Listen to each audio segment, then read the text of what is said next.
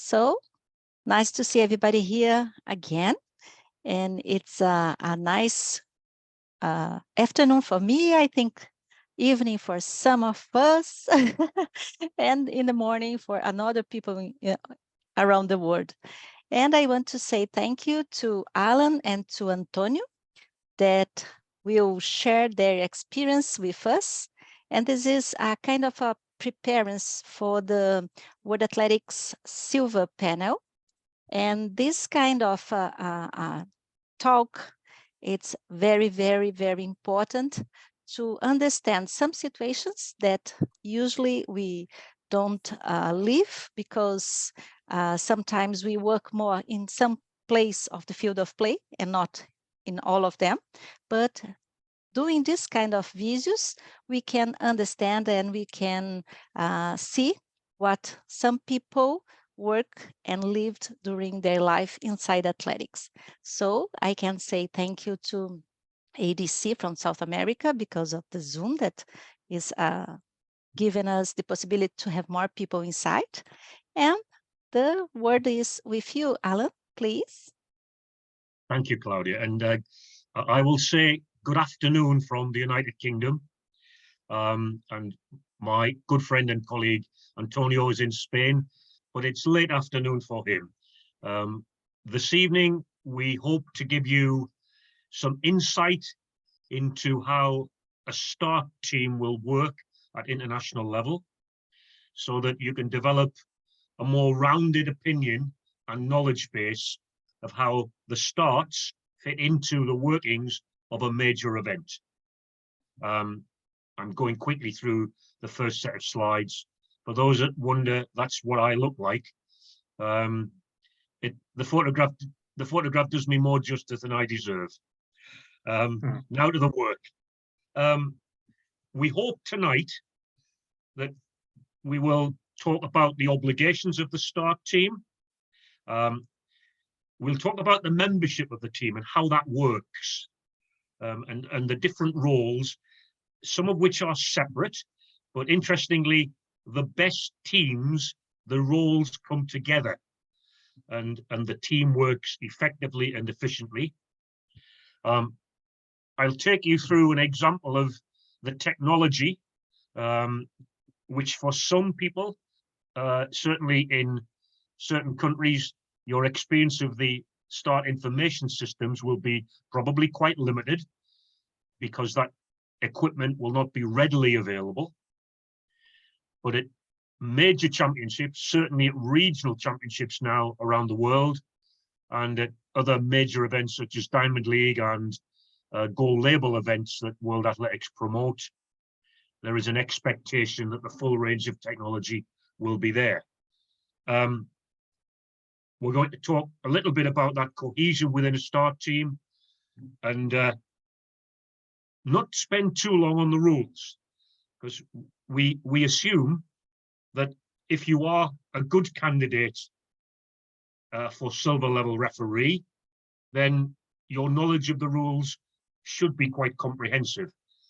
I think the important way to approach the rule is actually to know how that actually works at the start. Obligations. There is only one obligation of a START team: to ensure that all of the athletes have a fair start within the rules that are being applied. That would seem to be a very simple statement. Behind that, there comes all of the preparation of how the athletes actually get to the start line. But with regard to the START team delivering a start, the absolute fairness of the start is all that matters. And fairness is that no one has any disadvantage, but also that no one transgressed the rules and performed illegally. Anyone in the team with a mechanism, and I use the phrase mechanism because now it's not always a gun, it can be an electronic device, who has any doubt whatsoever that the start was not correct, has a duty to stop the race. Absolutely, to stop the race. The worst possible thing a start team can do is let a race go where they have a doubt, and then you get the ongoing problem of protesting athletes, nations being dissatisfied that their athlete wasn't treated with equity, and ultimately that all reflects badly on how the start team worked. Let's work through the different roles. Let's start with start coordinator. You can actually use the phrase start manager if you look at a lot of what this person is expected to do. They will manage and supervise all aspects of the start team's work. They will write the duty list, so they will actually know who will perform which duty on every race during an event, during a championship. They will try to ensure consistency. Now, again, I am assuming some of you know very little about the starts. There is a protocol that the same starter will start every round of an event. So Alan Bell starts the senior men 200 meters at the Olympic Games. We have qualifying rounds, we have first rounds, we have semi-final, and we have final. And Alan Bell will start all of those 200s. There is a consistency required.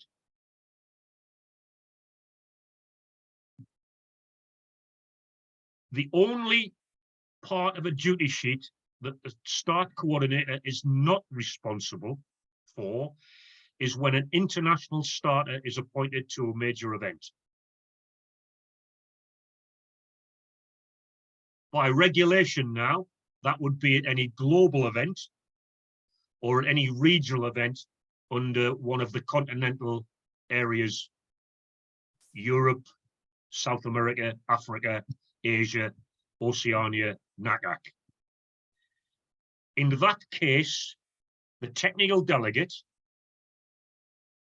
will draw up a list of events that they expect the international starter to start. Invariably, that allocation will be dominated by the major sprints. The start coordinator must also keep a record of all of the activity undertaken by the team. So that essentially is the paperwork. Keep the start lists. Note any transgressions that have taken place. Was someone awarded a card for any particular reason? What was the rule number violation? Keep a copy of all of the printouts of reaction times. Record the times that events actually did start. Why do we do that? Well, there are a number of reasons. The significant one is if there has been a major delay between rounds of an event, the actual start time of the event might impinge upon the statutory rest time. So it's really very important to know when an event did actually start, to have fairness for the athletes in subsequent races. It's also important in terms of efficiency. When people like me as a competition director elsewhere, Antonio as a technical delegate, when we put together the program for championships, often we have to look at how did the previous championships work? Were the timings correct? Were the time spacings correct? A lot of that information comes from what the start coordinator recorded. Almost certainly the start coordinator will be the link from the start area to whoever is directing the competition, and if necessary, through the competition director to television. The start coordinator, along with the start referee, must ensure that all of the technology that's in place is working. That can be SIS, that can be sound, that can be electronic gun, that can be the reaction from the blocks. all of that needs to be checked. And it needs to be checked, colleagues, before every session. Don't assume that at 9 o'clock on a Monday morning in the South American Junior Championships, and everything was working at 9 o'clock on the Monday morning, that it's still working correctly at 9 o'clock on the Tuesday morning. It could have been moved off the track. It could have been moved to a different position on the track and moved back. It has to be checked beginning of every session. In some countries, and I have to say my country is one of them, the start coordinator is also the senior starter. So they will be given an allocation to start races. That's not the case in all countries. There is not a right or a wrong way. I say to people I'm training as starters in other nations when I go overseas,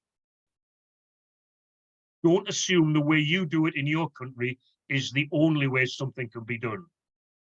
Stand back and look at the process and the methodology. Does it satisfy the requirements of the event? Let's move on. The international starter. Most of the regions of the world now, I can't speak for South America, I'm sorry.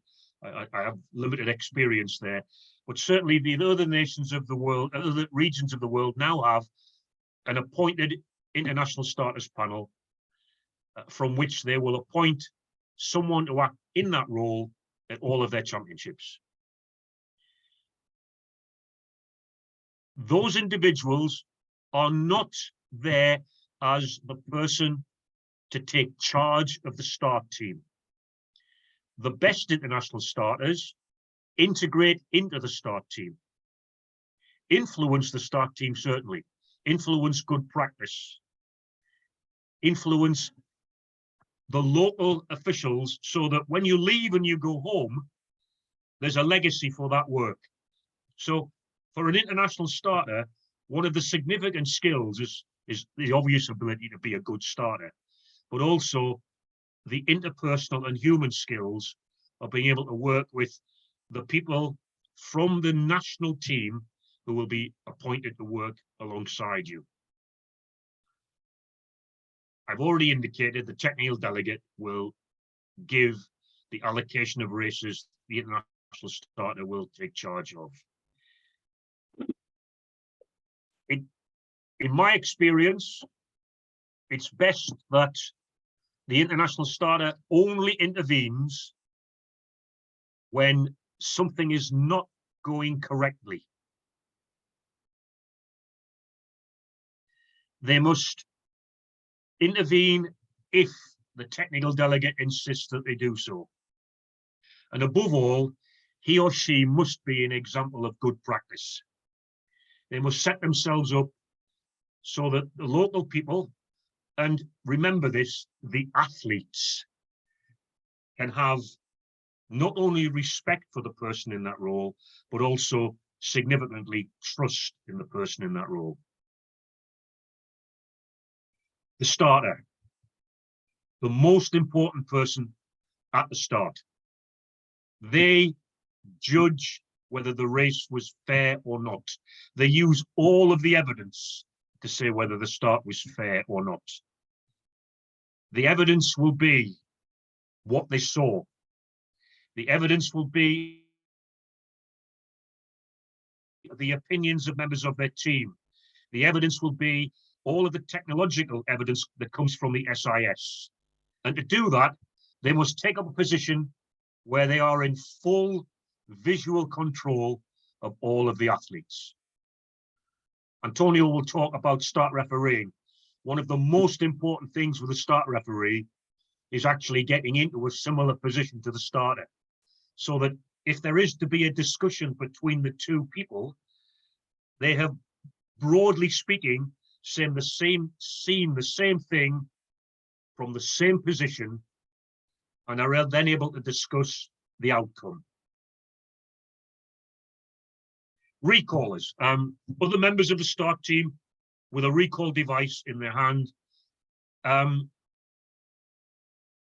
they must stop a race if they're not happy. The starter will make the decision on whether the reason the race was stopped was valid or not. I'll say this now.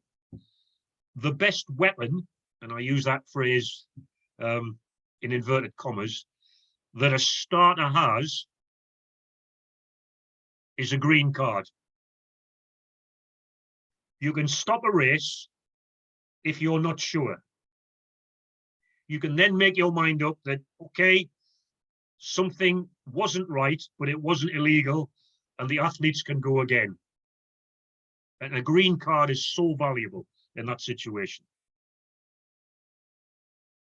Let's move on to assistance. Now, here's a basic principle for you if you ever have to look at a start team.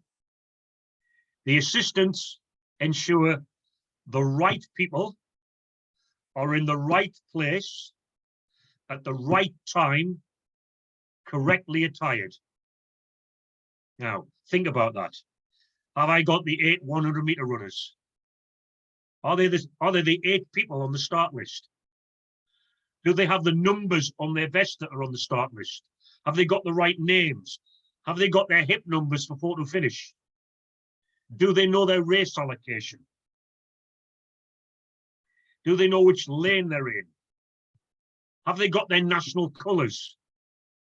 Is their advertising illegal or not? Now, you're sitting there thinking, oh, a lot of those things will be checked in a call room. Absolutely correct. But a good starter's assistant will also check at the last minute. Never trust an athlete on a start line. You will find hip numbers are thrown away.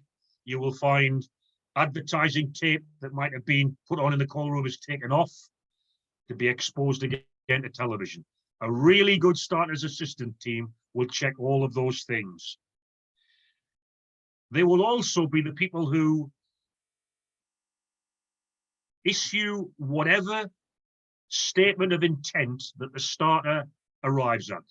For example, if there is a disqualification, it will be the starter's assistant who will show the card. If there is nothing wrong but a race has been stopped, it's the starter's assistant who will show the green card, and hopefully will show the green card and explain to the athletes why a green card has been shown.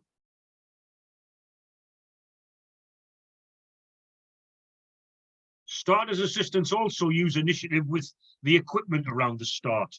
The lane boxes, for example, the starting blocks, relay buttons, all of the hardware that you see at a start line that may have to be moved or collected and may have to be moved quickly.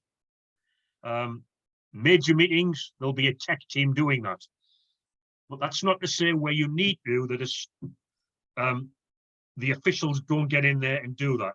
I smiled on a number of occasions watching Istanbul last week and how quickly Antonio ran up and down the finish line collecting relay buttons to make sure that the track would be cleared in time.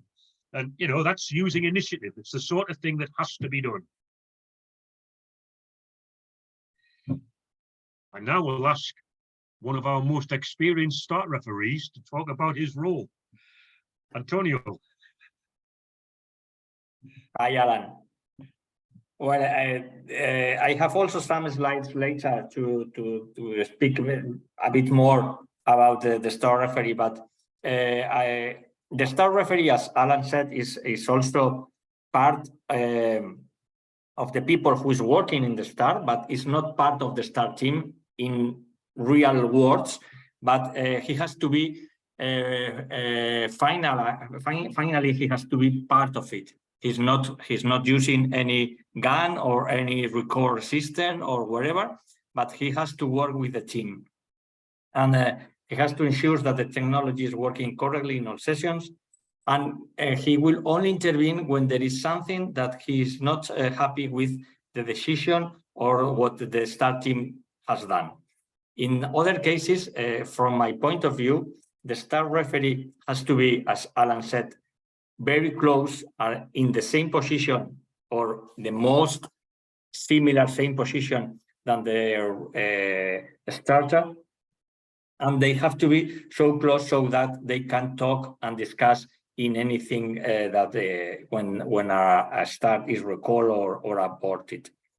He also has to ensure that the technology is working, and he's the one who has to take the decisions in case of the conduct of an athlete is not according to the rules, or he aborts a race or delays the start of the race, or these kind of things.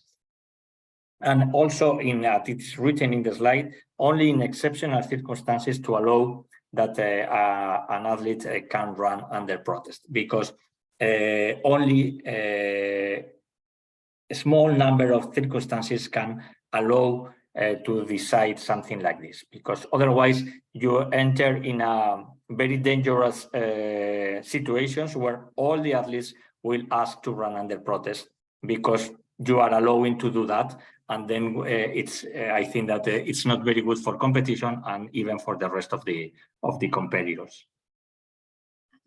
Thank you. I think for those of you who are listening to this, one of the things that, the major area of collaboration between the start referee and the starter is around the area of conduct warnings, where if an athlete disturbs the start, for example, if they move in the blocks, but their hands do not leave the ground or their feet do not leave the block, they can very easily disturb the start, and often that movement by an athlete will set another athlete off. And the decision that has to be made is, was that a false start? Did that athlete actually go, or did he just respond to the movement of another athlete who actually disrupted or disturbed the start? And those kinds of negotiations are really very important. If the agreement is it was a false start, the starter announces that. But if the agreement is that the athlete actually who moved disturbed the start but did not false start, then the start referee takes control of that situation and issued his yellow conduct warning. And so I always use the phrase, a start referee is king of the twitches. You watch for the athletes twitching, and that's when your jurisdiction largely comes in. I've been fortunate to work with some very good colleagues as start referees, and only once has there been a run under protest. And I have to tell you, and I'm supporting Antonio's view here, it was entirely to do with a doubt about whether the SIS equipment was working correctly. And you have to give the athlete that benefit of the doubt. And that, for me, is the only circumstance I've ever been in where that run under protest has happened. Okay, if I move on, because these are people you tend to forget. If you're at a major meeting, you will have a technology team appointed. For those of you who've done meetings at the highest level, that's usually Omega or Seiko. In Europe, it's a company called Matchsport, and they have a range of technical equipment. They will provide the evidence base for you to judge a start from that technology. But what you must remember is they have absolutely no say at all in the decision making. They are there to service the team. And it's very important that people appreciate that. And I'm going to give you a really simplistic example. If you work with an Omega team, and Omega are very good, if you are starting at 400 meters, their SIS terminal is actually adjacent to where the lap scoring and bell are. In other words, inside the track, adjacent to the finish line. The starter will be outside of the track and probably 15 meters behind the finish line, approximately 30 meters from the SIS machine. The starter must see the printout from that machine, and you must make sure that that technician brings that printout to show the evidence if there is a false start. You don't want the technician holding up 5 fingers and telling you it was lane 5. You want to see that it was lane 5. And that's really very, very important for all of you out there who contemplate that you may ultimately take up that role. Right, let's go to technology. That's a simple photograph. I did manage to stand up from that position. A zero control test, which is essentially at the beginning of every session to ensure that photo finish cameras are aligned to the timing device and will record the signal from the gun. So the light flash is recorded by both cameras within the tolerance that's allowed within the regulations. That test has to be taken at the beginning of every session. Tradition is that it happens 1 hour before the first race. For an outdoor meeting, you do that in one place, usually in a middle lane. For an indoor meeting, you would need to do it in 2 places, at the 60 finish line and at the 200-meter finish line. So there would be 2 separate tests because you'd have 2 separate camera systems operating. Okay, now, I'm going to use the Seiko example here, but it's very similar for Omega and for Match Sport, and to a lesser extent for Timetronics, one of the smaller companies who I know have a lot of equipment based in Africa. And for those of you who are involved at senior level in athletics, some of this will be pretty obvious. But what I want you to remember is the starter, in firing that gun, is connected to so much other equipment in that stadium. The actual firing of that gun, the signal that gun gives, is linked, first of all, to the starting blocks, each of which will have a speaker so that the athlete hears the starter's instructions simultaneously, whether they're in lane 1 on a 4x4 relay or in lane 8, which can be 75 meters round the bend. They will hear the instruction at the same time. Each of those blocks is linked and calibrated to detect movement. To detect movement up to 0.1 of a second as the legal parameter. When the gun is fired, if there is movement detected that's illegal, there will be a recall which sounds like a klaxon. It will stop the race. In some situations, starters have that switched off and rely only on the signal that they get in their ear for them to fire the second gun. Obviously, the gun is connected to the finish line and the photo finish equipment. It's also connected on a straight race via photo finish to the wind measurement system, because you need to know within that race how much or how strong the wind was. It's connected to virtually every clock in the stadium so that the athletes, if it's a lap race, can see how fast they're running, but so that 80,000 people in the stadium can see the pace of the race. So the simple bang of the gun is so much more important than just a signal that a race has started.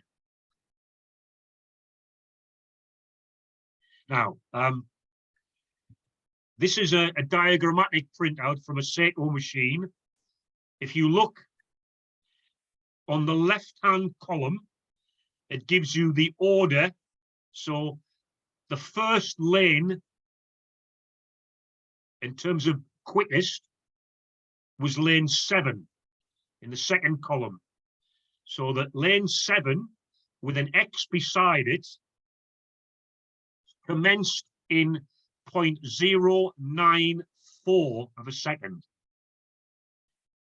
If you appreciate the rule, you will know that that is 0.006 of a second under the 0.1 legal margin. You then have all of the other lanes indicated by the reaction time and the lane order here. So the slowest, as it happens, was lane 8. The quickest legal time was lane 1. It's also interesting sometimes to look at the relationship between lanes. If you look at lane 7, who were illegal, lane 8 was the slowest. I actually started this race, so I can tell you, lane 8 slept in. They knew it was a false start and chose just to gently go out of their blocks. So that machine has produced this printout, and in my mind, I'm interpreting what the figures tell me against what I saw. As a good starter, I would say to myself, I think there was movement in lane 7. And I would say that to my recallers, and that will be evidenced by the printout. But it's also evidenced, now this is where the detailed explanation comes in, colleagues, against the waveform such as this. This is the waveform for the race you have just seen. So you've seen those figures, and they look like this. Now, let me take you through the red line here, sorry, the pink line here is the machine being armed. The operator is now switching on the machine to detect movement. Each of these lines for each athlete is the athlete settling into their blocks. No athlete is perfect.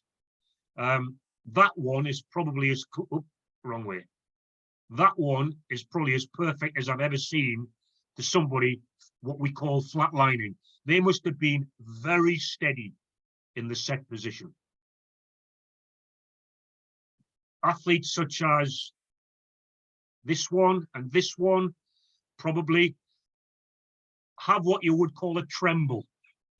They take time to settle in the set position. The black line here is the gun. The green line is the 0.1 of a second. So if you follow athlete number lane 1 and you follow him in the blocks past the black line, he's still very still at the green line. He then, in 0.130 of a second, accelerates out of the block, and you get the very steep incline, which is an indication of the massive pressure that athletes apply when leaving the block. So, good starter, and I have to say, a good start referee, instinctively will look at the closeness between the green and the red line. The closer the red is to the green, the more you need to study whether the athlete went before the green line. And in the modern technologies now, you can actually have an individual lane blown up and magnified so you can see the movement at a really high visual detection. So if you go to lane 7, colleagues, here, and look at the closeness of green and red. In fact, green is partially covered by red. And the machine indicated 0.006 of a second illegal.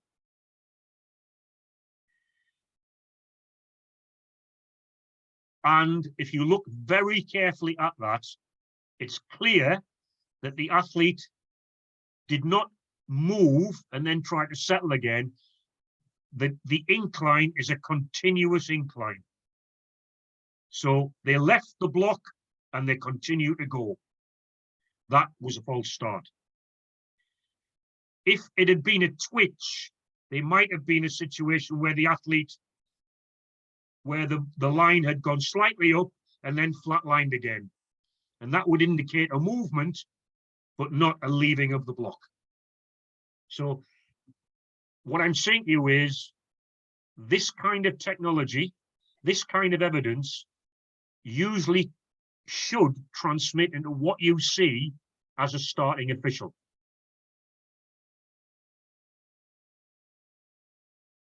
I can tell you now that this was actually the British 100-meter champion in the semi-final of the World Championships in Berlin. Not a disqualification I was happy about, but he had to go. Okay, if we move on, you've seen all that evidence, you've seen what people do.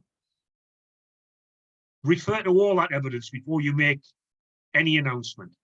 Be sure of the facts. Be sure and confident as a team that the facts are correct and your interpretation is correct. Make the decision quickly and announce the decision. Try whenever possible not to congregate in groups.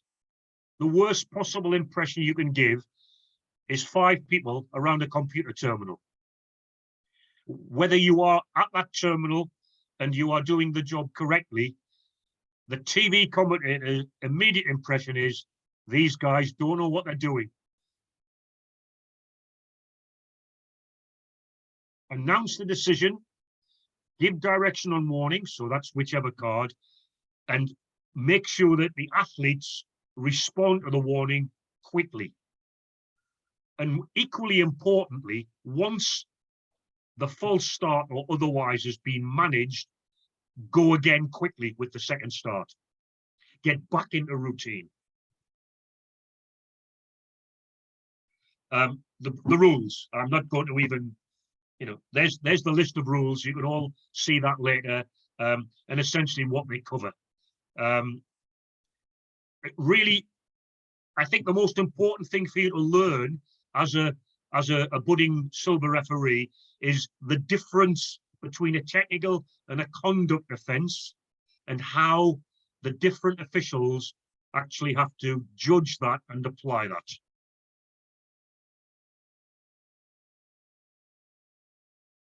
I finished what I'd like to say, and I'm going to invite Antonio to come back in and hopefully either add or hopefully agree with me. Yes, I agree with you. I don't know if you have my slides in this presentation, or I have to share my own screen. I think you may have to share your screen, please. Okay, perfect. So I will stop share now. Okay.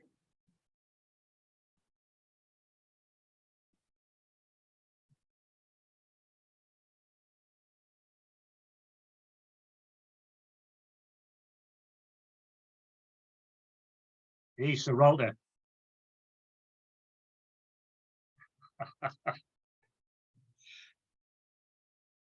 Okay, can you see my screen now?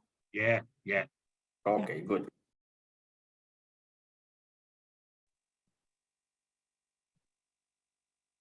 Good. Okay. I agree with all that Alan said, because we worked together, I think once or twice, once for sure.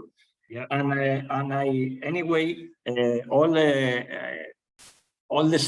international starters and now the appointed star referees, I think that have a good connection between both, and I think that we started to work together in a very good cooperation, which is one of the most important parts of for the team.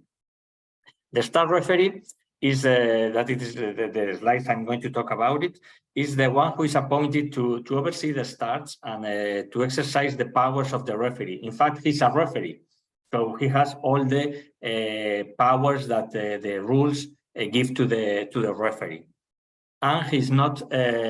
He only has to be attending what happened in the start. For sure, if he sees something happening on the track, he has to report to the other referees. But his duty is there to attend what happened in the start.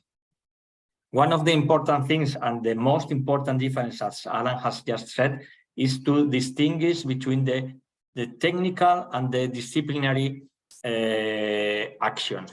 And the staff referee is the one who imposes and notifies the disciplinary warning or the disqualification for an improper conduct of the athletes.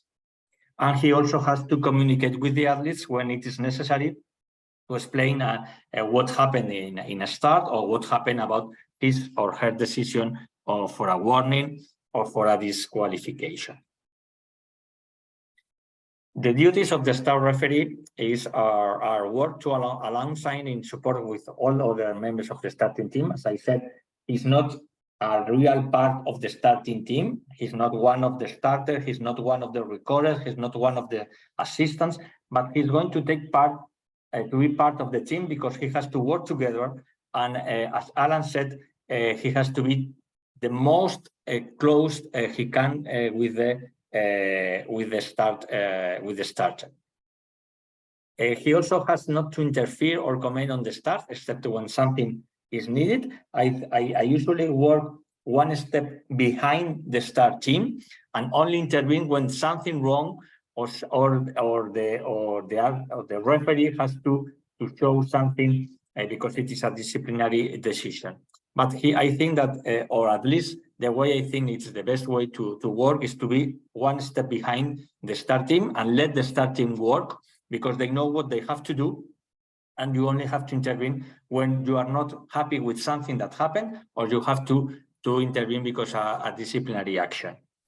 He's also required to keep an accurate record of all the starts.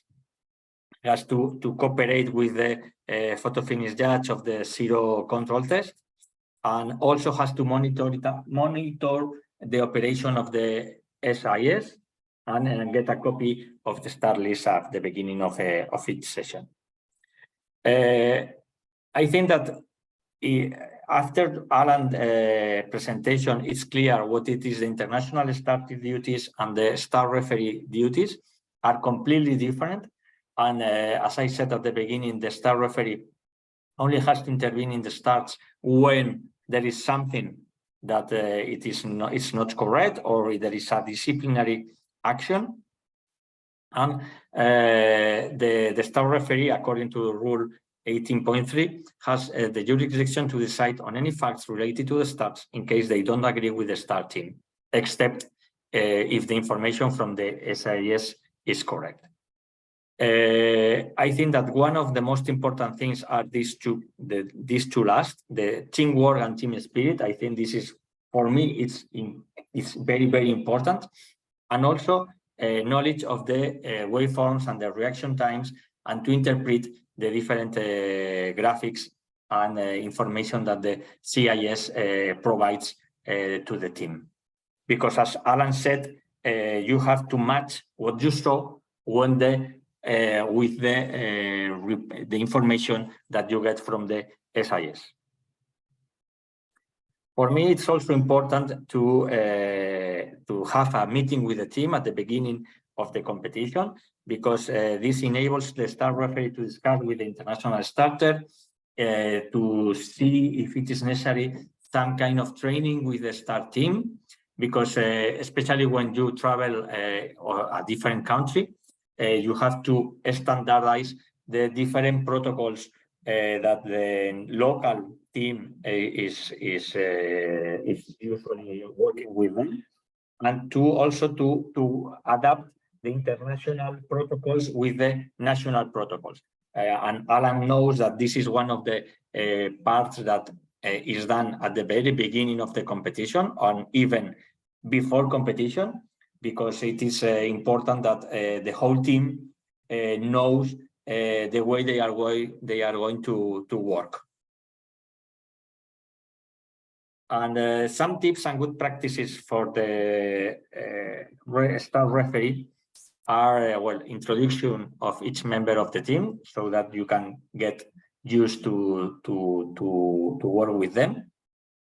Integrate with the team. I repeat this because I think it is that it is very important, because you need the confidence of the team, and the team has to have confidence on you, because finally, when the star referee is going to intervene, is in critical situations, is when the things are going bad, not the rest of the session. During the session, the star referee has nothing to do, just supervise what's happening, be there, give support when necessary. But when you have to work as a star referee is when things are not in a very easy way. So for that, you need to have a very close cooperation and connection with the star team. He has to be aware of the distribution of tasks, because you should know which starter is going to start any race, or at least to know how is the allocation of the starts, to become familiar with the national protocols, and as I said at the beginning, to standardize international protocols with the local team. And also, it is something that it is very, very important, is communication protocols. Not only the technical part, that the radio or the walkie-talkies work properly and you can listen and hear properly the indications from competition director, and you are also connected with photo finish to report what is happening during the start, but also the language, because sometimes when you go to another country, not all the officials can speak English.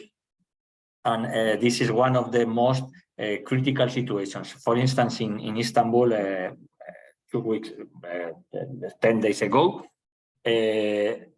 only 1 or 2 people of the start team could speak English, and we had an assistant of the start coordinator, who it is called assistant of the start coordinator, but in fact she was a translator. She was a lady who was translating what the coordinator wanted to say to the team and wanted to say to the international starter and to me.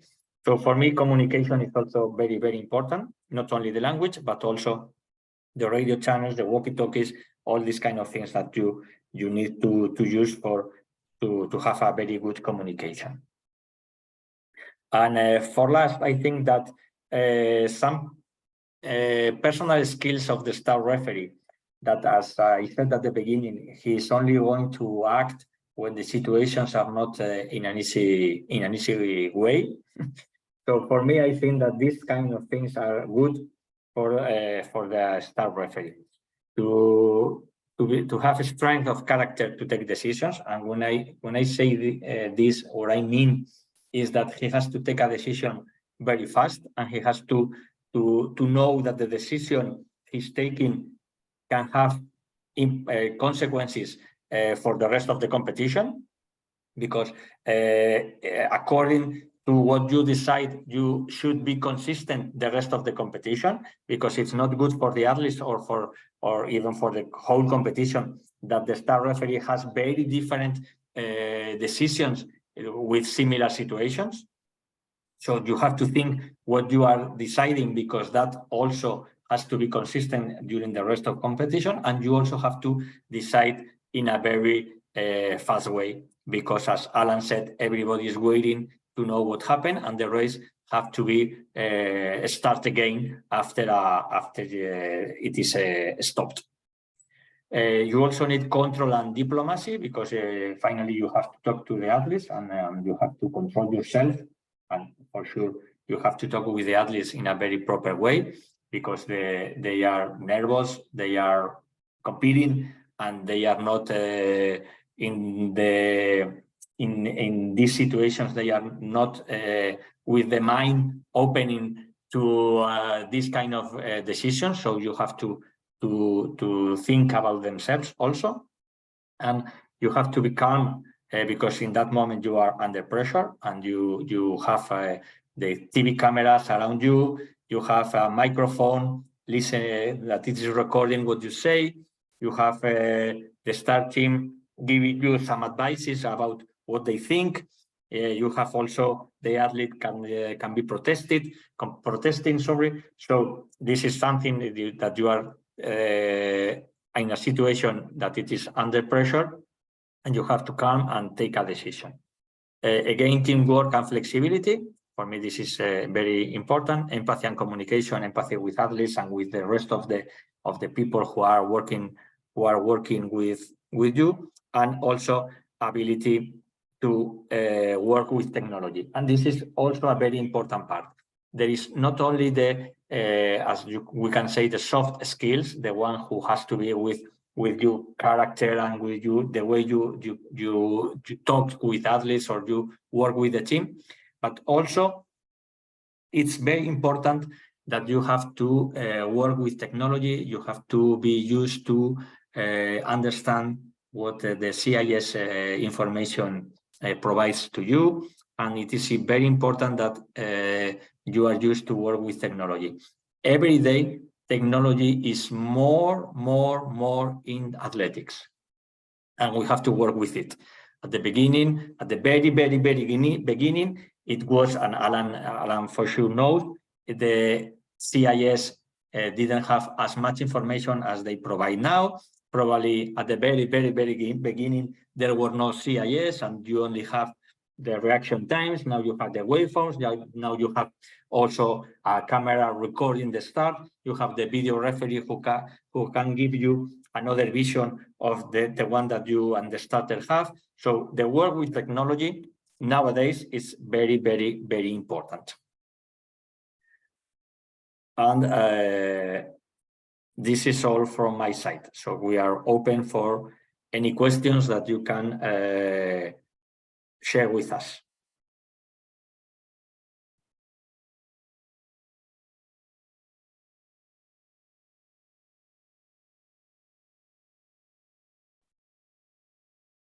Oliver, do you want to make the questions?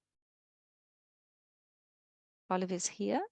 Yes, good afternoon. I was hoping not to ask any questions first. I'll give others an opportunity to start first.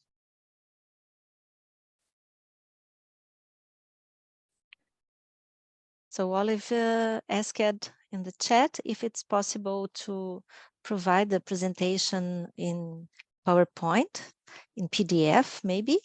Antonio and Alan, I don't know. Yes, so we can provide to whom? Okay, we have the address. If everybody fill the form, the participation form, it's on chat, so we can send the PDF of the presentation. Thank you. For me, there is no problem at all. Okay, No, thank you. the same for me. Yeah, by all means. Yeah, by all means. Thank you.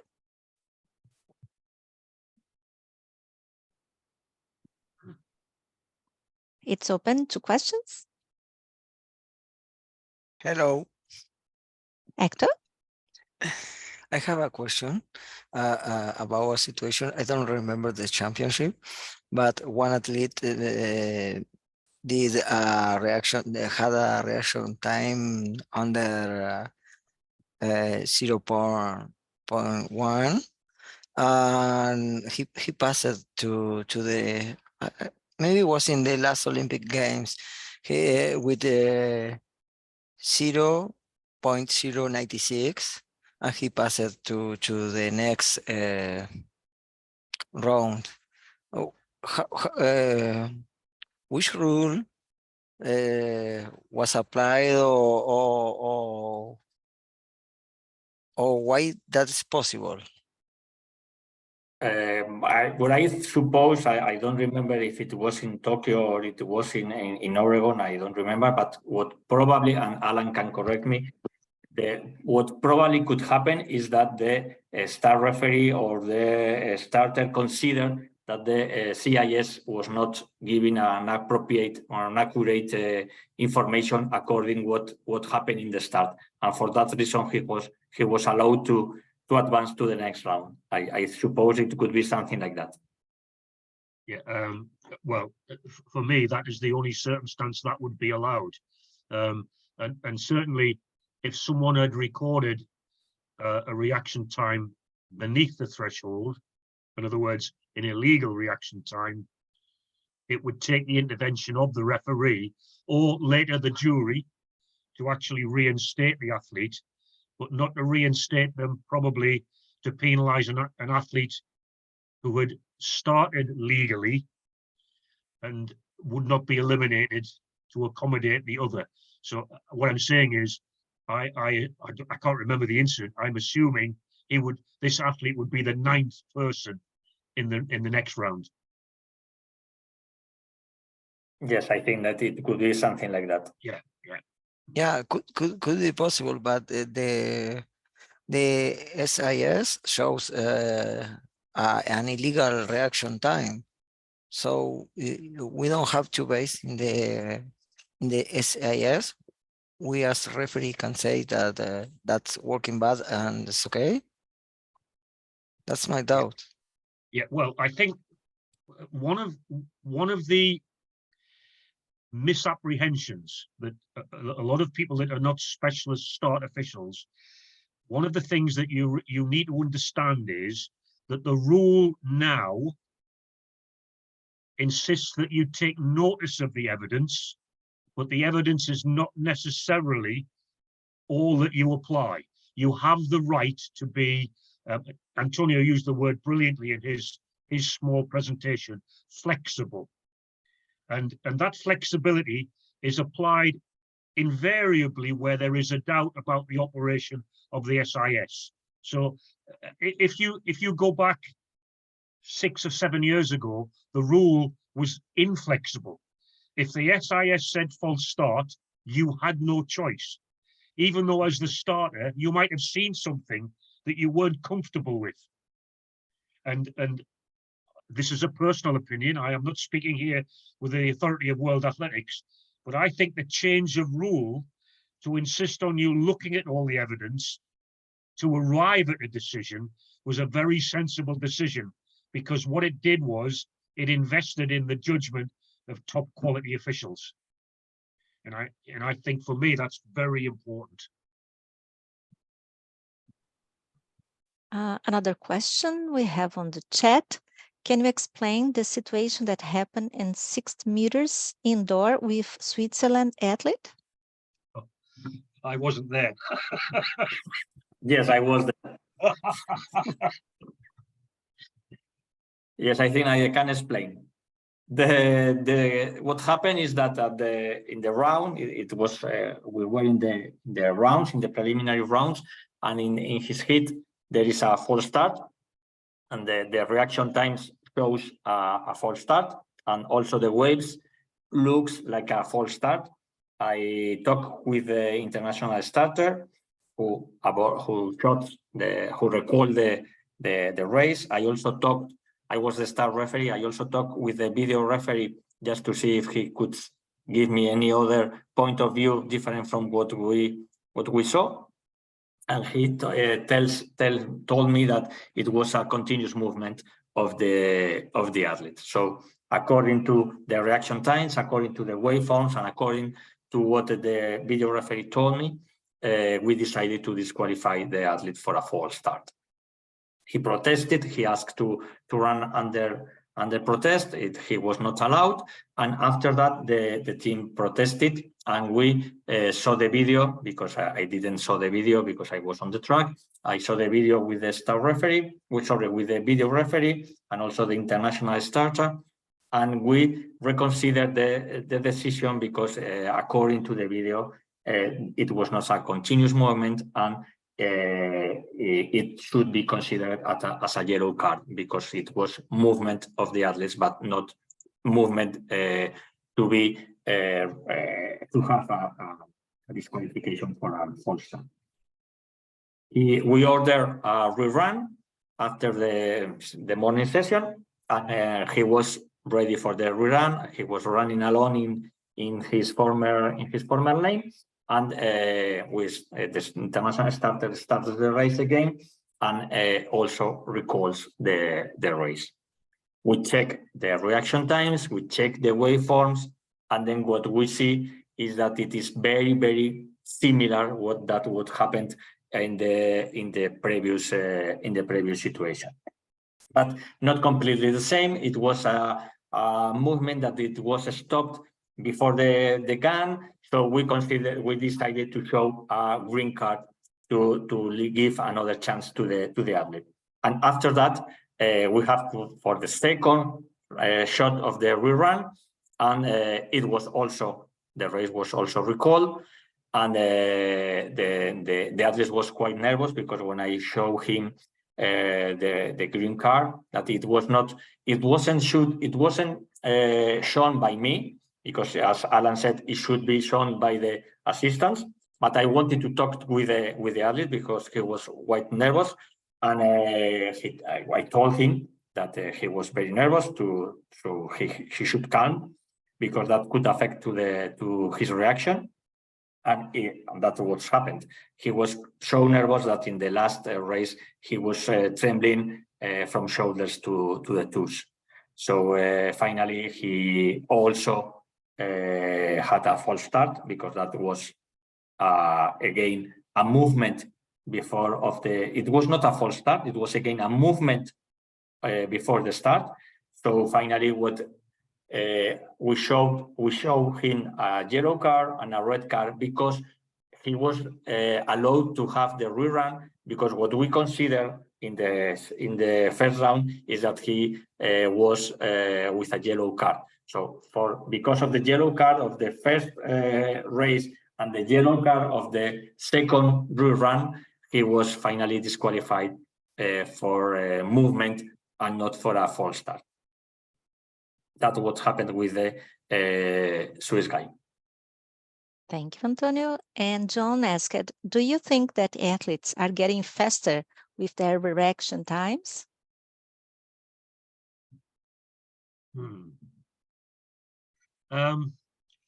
Okay, I don't think so, personally. And if you look at a lot of the evidence, I think athletes are now more disciplined, because they realize that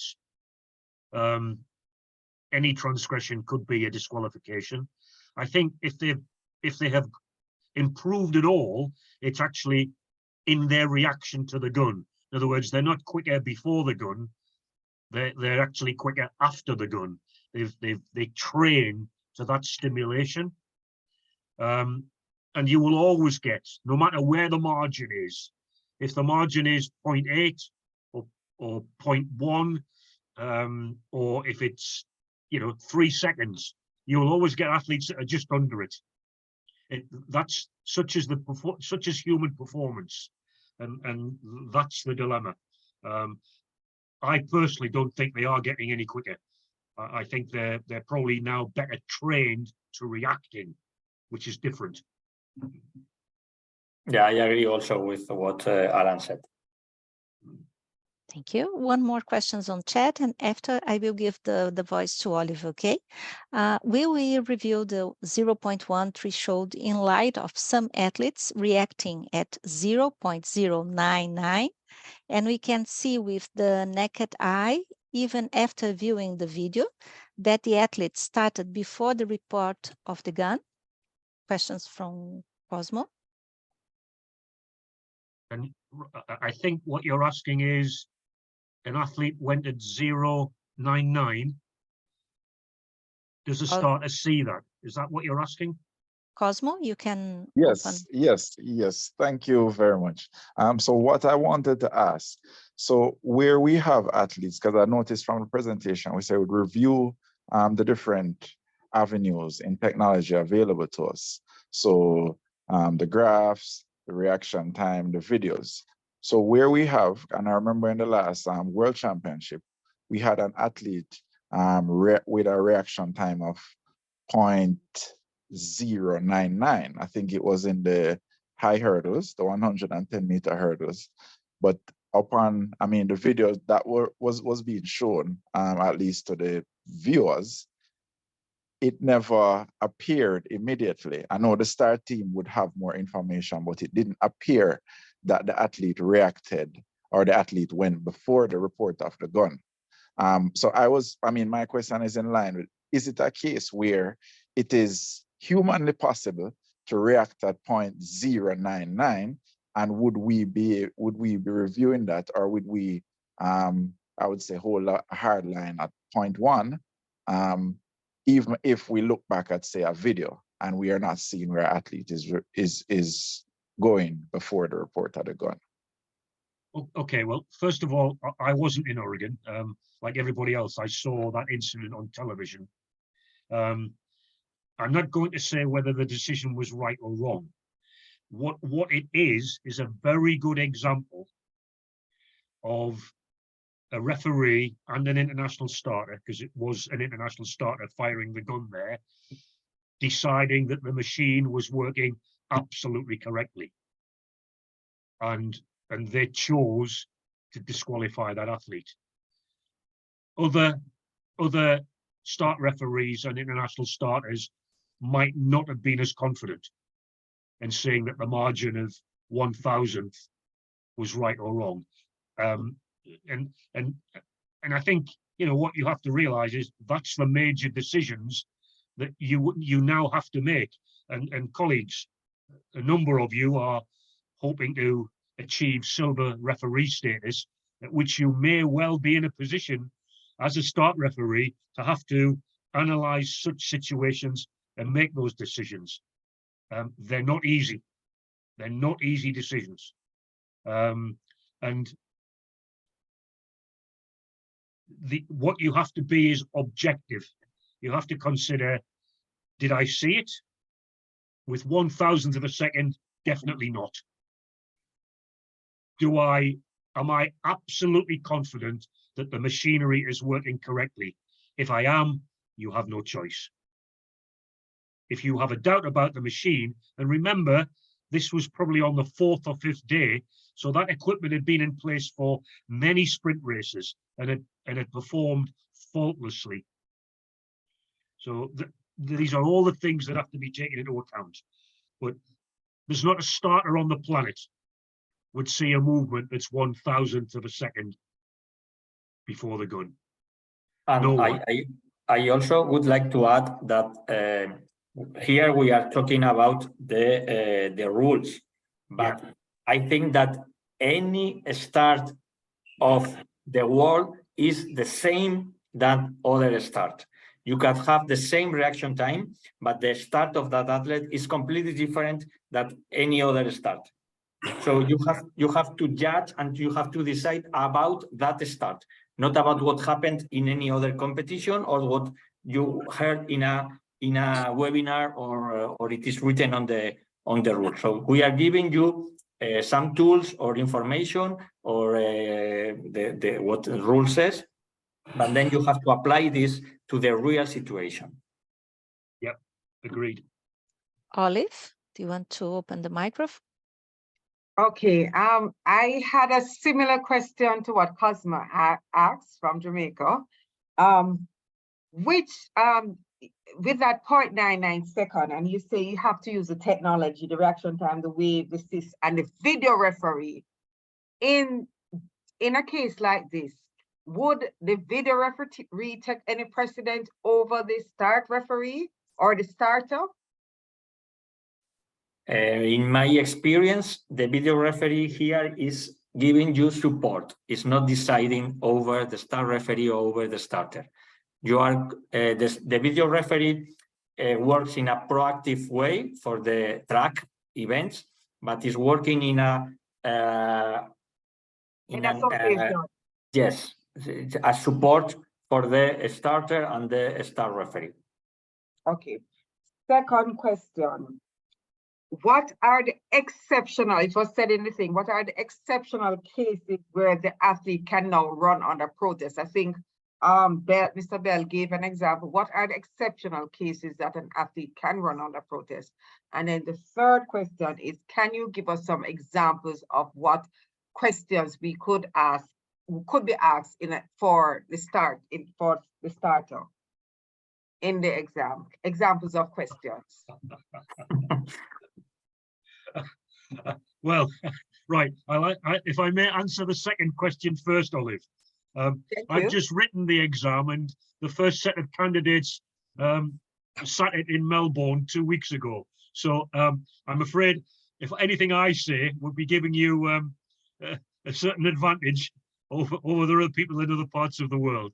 But I think the important thing is you need to have a general understanding of how starts work, and specifically, if you are going to go for silver referee status, how you would have to act in the team in the office of start referee. And to do that properly, as Antonio has said, you need to understand how the whole thing goes together. Okay. What was the first question? Sorry, you forgot. I think that the first question was the same that Cosmo. No, it's the exceptional cases. In Jamaica, we have been having some, in the sprints, we have been having some exceptional cases of recalls. Last week, we had our character trials, and the athletes, I don't know, the athletes reached 70 meters before the third gun was swing. But what are the exceptional cases would you have the athletes run under protest now? And do you, in a case where the athletes have run almost 70 meters, do you have them wait and run after the next event, or you continue to let them run in the time? Now, when you decide to let an athlete to run under protest, is because you decide in this moment to rerun again, in the same heat that the race was stopped.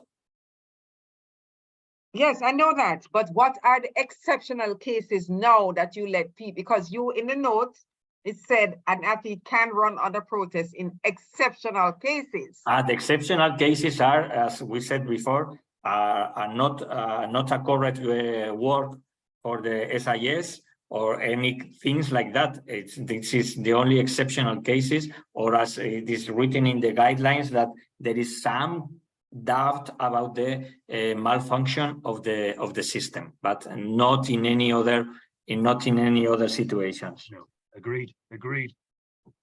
Okay, all right then. So we don't have any questions on chat. I don't know if somebody wants to unmute and question something. So I can say, Alejandro, go ahead. Yes, thank you. Do you hear me properly? Yeah. Yes. Okay. My question is, the start referee, when he has an inconvenience with the start team manner of working, for example, in a recall start that has not been recalled either by the starter or by the recallers, should it be proper that the start referee to carry a gun for him to recall himself that he does not agree with the start team decision? But in my experience, when I was appointed as a star referee, I never had a gun, never. And I think that it is, for me, I think it's a mistake to have a gun, that the star referee has a gun. I think that in case there is a mistake of the start team and there is a start that should be recalled and it wasn't, you have to solve that situation later in another way. But I think, I think that Alan agrees with me, that the star referee should not have a gun with him. Yeah. Well, first of all, I do agree, and there is an incident that I can tell you about that actually Antonio was present, and it has just come to mind. We did the European Indoor Championships in Gio in Hungary, and the final of the men's 100 meters, there was a false start, and the race was recalled, and the gun was fired 5 times, and the athletes didn't respond. At least 5 of them ran something like 75 meters. We had an immediate discussion with the competition director to say that there was an illegal start.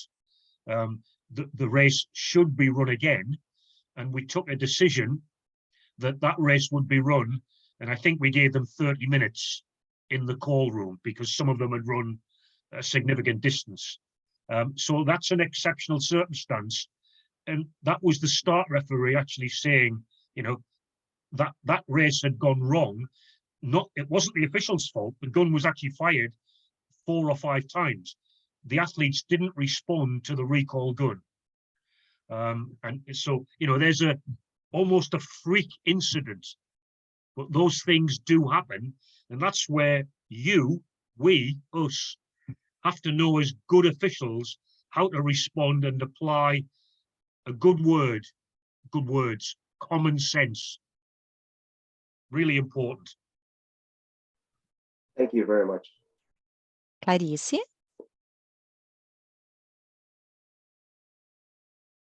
Hi, I just remember now, you said in that case, you make a new start, so you give it, because they run 75 meters, you give them then half an hour as normal. Okay, just one question now I remember. In that half an hour in call room, they could have some support from their physiotherapists? I don't remember. I don't know. I don't never get remember, into the but forum. it is decided by the TDs. Probably they were allowed to have support for the physios or wherever. It's something that it's not decided by the star team or by the star referee. Of course. I was just in the asking if they went to the call room, so they could have, because they were resting for the next start, so they could have the support of their physiotherapist or whatever. Yes, I think it would not be a problem for that. Yeah, right? Okay, thank you. Welcome. So I think it's a good session.